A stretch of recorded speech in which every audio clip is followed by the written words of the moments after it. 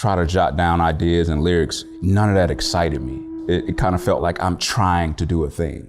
We all know those special days, the ones where it just seems to come naturally. Maybe you've just got over that savage breakup and you're about ready for your heart to open up. Or you slept 10 hours and the coffee you had is hitting just right. Whatever it is, on those good days, you slip easily into that creative flow state, and the idea of time and external pressures fade a long way into the background. But yeah, if you're anything like me, those good days, they don't come every day. And some days, when you feel stuck or the inspiration just isn't coming, that's what this video is about. The fear in the process lies around the fact that you don't know whether you're going to be able to do it at that particular moment or not. So I got very used to overriding that and having to be ready to work however I felt. If I could sum up the reason for procrastination in my own work, it's not that I feel lazy or unmotivated or stuck without any possible routes to go down. In fact, I think it's something like the direct opposite to that. For me, that feeling of procrastination is more like the overwhelm of too much possibility. On those good days then, those inspired days, it's not that my mind's open to all the different routes I could go down, but more that there's a clear, limited path in terms of what I'm trying to execute. In their book on Inside the Box Creative Thinking, Boyd and Goldenberg argue that powerful creative thinking doesn't come from sitting around and waiting for that moment of inspiration to strike, but by looking deeply at the material or ideas that we already have and using a systematic approach to rearrange these components and play with them to create something new. And this is actually an Air Max 90 that's turned inside out that got jammed back into it. And I was like, stop. No one do anything else, it's done. That shoe exists because we were just like cutting around and making this, cutting around and making this, cut and making this.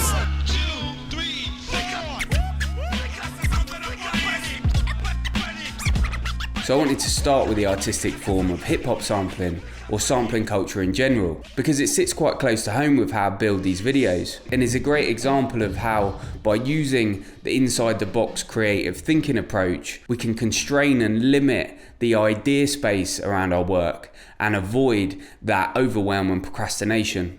In Dan Charnas's book on Jay Dilla, Time, the writer gives us details on Dilla's monk-like creative approach to his process. Every day, no matter how late Jay stayed up, he rose at 7 a.m.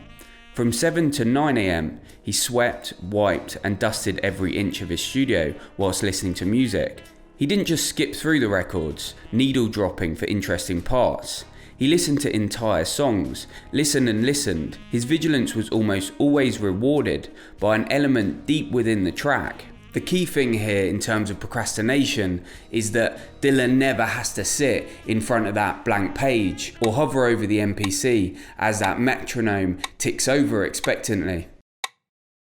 I go to the page when I already have a thought or a sentence or a note that I want to make. So it's very quickly not blank. It could be a line of dialogue or it could be something I overheard. And I'll revise it even if I'm not intending to do anything with it. I want it to be as good as it can. The symbol of the blank page sits at the heart of ideas and myths around creative block and procrastination. And it's the overwhelming amount of possibilities that that blank page puts in front of us that we're going to focus on hemming down when we meet procrastination in our own work. But I think it's important not to be precious. That's what this whole thing is. Like Nique, another dream project for me. And I was like, I have to hit this out of the park. But I was only interested in restraining myself and only editing it 3%.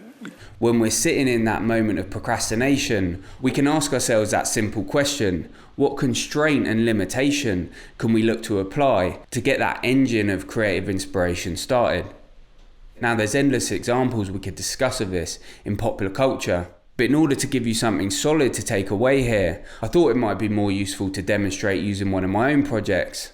In terms of music creation, I can be quite all over the place in regards to my process, and the open possibility of different pathways to go down has led to many experiments in style and form over the years, but nothing that has really felt cohesive in the way that I'm looking for. So the basic approach to the new planning method that I'm trying to employ here is this idea of building a plan based on the things that we're not going to do, as opposed to looking at all the possibilities of things that we could do.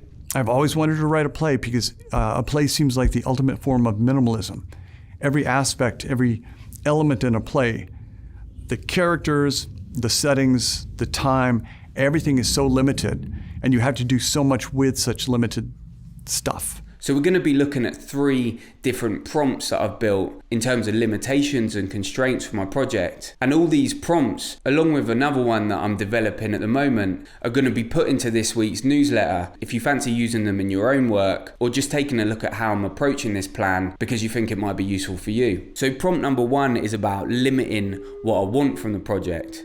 And instead of thinking about the lofty goals of creating a polished piece of final work that represents everything that I've learned and wanted to communicate through music in the past 15 years, I just wanted to give myself a chance and propose something simple instead. The outcome of this project being constrained to just trying to overcome the creative block itself and gather some momentum to push forward in the future if I want to. Just coming up with that limitation for the aim and outcome of this project. Already I felt some pressure lift off my shoulders in terms of how good ideas needed to be to move forward with them, or what I was asking myself to pluck out the air here. When inspiration comes, what I do is, yes, I lay it down, but I don't say, oh, how genius I am, I have it today. I actually said, okay, that's a good first idea. Always when I'm adding something, I'm visiting and revisiting. So in a way, I like to work in layers and layers. Little things here and there is what I think I enjoy more, by the way. That is like the eternal shaping of something.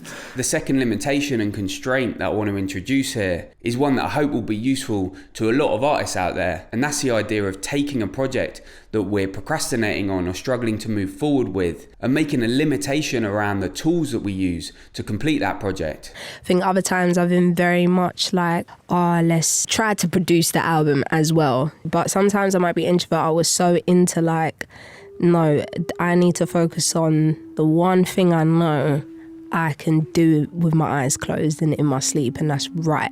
Hone in on that and really trust the process. This limitation could be around the painting materials you use, illustration methods, or the DAW you operate in to produce your music. But for me, it was about limiting the instruments. At the moment in my journey with that, I actually have a bit more songwriting dexterity when working on the piano. But by extracting the piano as a possible tool, I recognize that I can close down thousands of possible creative decisions that I might have to make around completing this project. By only using the guitar as the instrument then, I'm going to be able to focus my energy and time on the lyric writing, which I see as the heart of this project and what I want to do with it.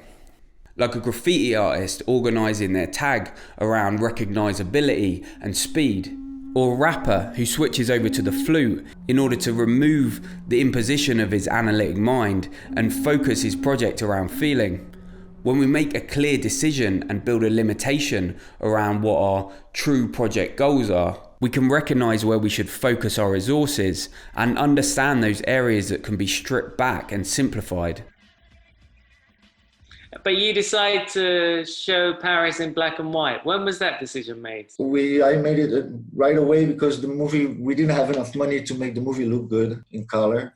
If any DP would have come to me when I was working on this project and say, okay, so what are the magentas that you want? Or what is the Pantone for that scene? I was like, go for yourself, I'm focusing on something that's way more interesting than that. And that was the subject. So that's what black and white does, and it's cheaper. Okay, the final limitation that I wanted to look at is just a basic one of limiting the time that I spend on the project. Now, obviously, there's a lot you can do in terms of playing with that limitation around time and how we work. At this early development stage in the project, I didn't want to be too strict with time limitations myself, but instead I just wanted to consciously try to build a bit of loose time around a few other activities and try to pick up the guitar every now and then instead of looking at my phone. I'd like to have the songs playable by next spring, so after Christmas I might start to bring in a bit more focus around some certain time constraints in terms of hitting those goals. I'm going to link a podcast in the free newsletter from this week that looked at some useful ideas, I think, around constraining our creative process to certain small chunks of time in the day in order to get us moving forward with more focus and energy. And yeah, as I said above, please do feel free to follow the link to the newsletter if you want to see this plan written out or copy and paste the prompts for yourself. Okay, I'm going to leave that there now, but before I go, I wanted to put that sentiment in here again, that as artists, the idea of procrastination can come along with a lot of guilt sometimes. And just to mention here that we don't have to accept those ideas around our laziness or unmotivation. In the age that we're living in, it's really easy to feel inspired in one moment and then kind of overwhelmed and hopeless in the next. So yeah, when you feel yourself in that moment, remember you do always have the power to limit possibilities and bring those projects in front of you more easily into hand in a way that makes you feel empowered again. So with all that said, an invite as always to let me know if anything that I've said has resonated with your own thoughts or different approaches that you might use yourself when you hit that wall of procrastination. I'm going to link some more relevant videos as we play out here. Thanks to the growing community of patrons who are supporting this. And yeah, good luck with whatever you're working with at the moment, and see you next time.